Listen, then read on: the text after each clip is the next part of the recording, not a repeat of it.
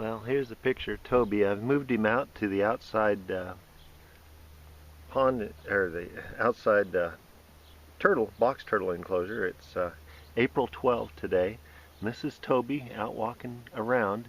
This is what his shell looks like now that it's a lot more dehydrated. He has a very different appearance than he used to. Some of the other turtles are out sunbathing today. You can see one at the entrance of that tunnel. Last night was Toby's first night out in the enclosure. It got down to 52 degrees last night. It's relatively warm. I made sure that he was underground, and he came out this morning and was just sunbathing, and when I saw him I just grabbed my camera really quick, and I thought it might be fun to get a picture of him. And I'm going to get in the enclosure and see if I can get a picture of him escaping. This is my friendly little box turtle that I had inside the house all winter, and today is like the first day he hasn't been he's really getting into the wild thing, you know, being scared, and it's pretty neat. He all his natural instincts to be frightened of a human are well and alive, and now he's been out in the enclosure overnight. He acts like he's never been hand-fed his entire life inside the house. It's a peculiar thing, you know, to think that you might be taming a particular creature, and in fact, you don't ever really tame them. Although, here he comes. He's going to come out and look at me. He doesn't have all his natural fear of me, but hi, Toby.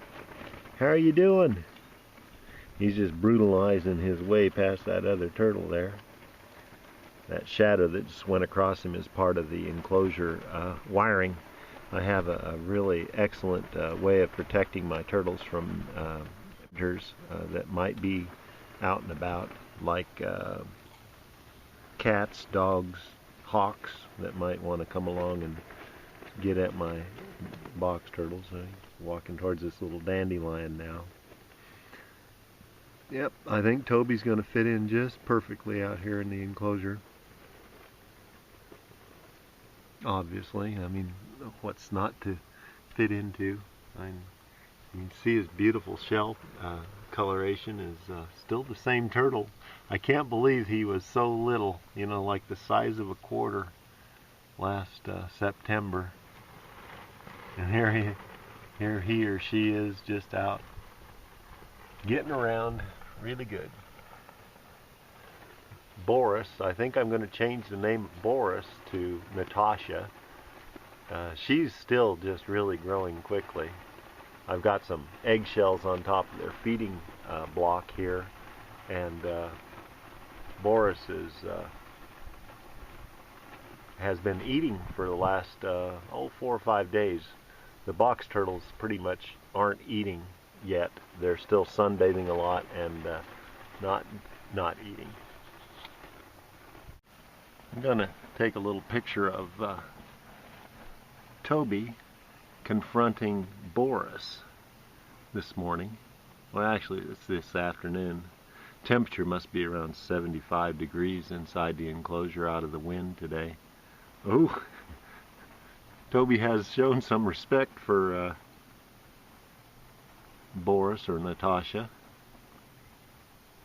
I'm going to try to climb over the top of him maybe, or around him. I don't know what Boris is going to do.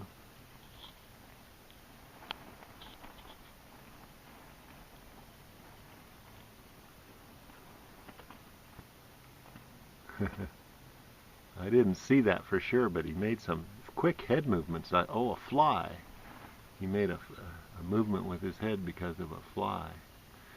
Hey, Natasha, are you going to come out of there? Or are you going to go back in?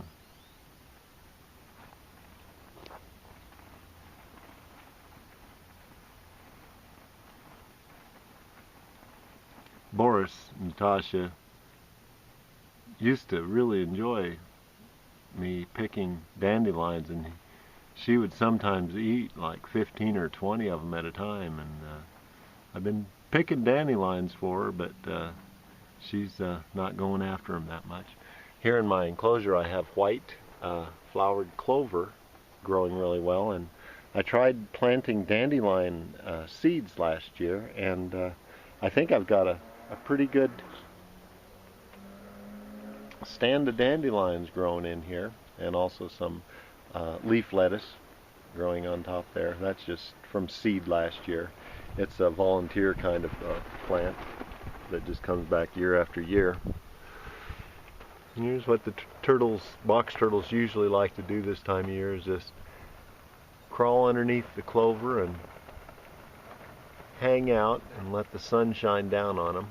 They aren't too much into just running around and taking a swimming lesson down in their little pool here. I have a little bonsai cherry tree that shades their pool. When it's summertime, that cherry tree there that I'm training to lean over the top of their pool leafs out really well, and it shades this water down here nicely, so that it doesn't get up over 100 degrees during the day. And I've got an automatic fill here, and then I put gravel around the back side of it there, and when I need to wash the water out, I can take a high pressure hose, or just a hose in my finger, and wash all the water out, and it waters my cherry tree and waters that clover down in that end of the enclosure, and gravel underneath the clover that's growing there. It takes all excess moisture away, and the turtles can have a nice, relatively dry enclosure. And I'm going to take pictures of them swimming in this water. They love to soak in it. Sometimes they just get in there and will stay for hours in the water, and it's a pretty neat thing that I've observed them doing. I love spring. I love the turtle enclosure and the way it's developed, and it's not exactly overly decorated, but it's made mostly just for the turtles. So that, oh, Toby came back out again. He walked out of the enclosure and is doing a little walkabout this morning. He's going to try to climb up this real steep embankment. See if he can do that. Oh yeah, he's made it. He's going to plow through the clover. Hey, Toby.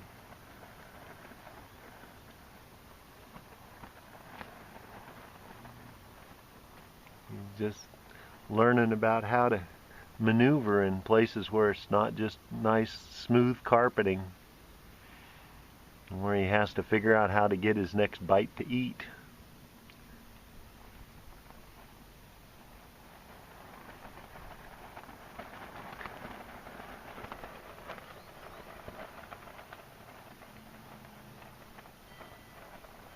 I feel so good about the fact that I got one box turtle egg to hatch and grow this well over the winter, that I'm going to try to help them hatch some more eggs this year. I'm going to watch for any egg laying that Ornetta does, or the other female box turtles do, and I'll dig them up, and I have a better idea now how to incubate them and have a successful hatching. In the meantime, baby box turtles on their walkabout.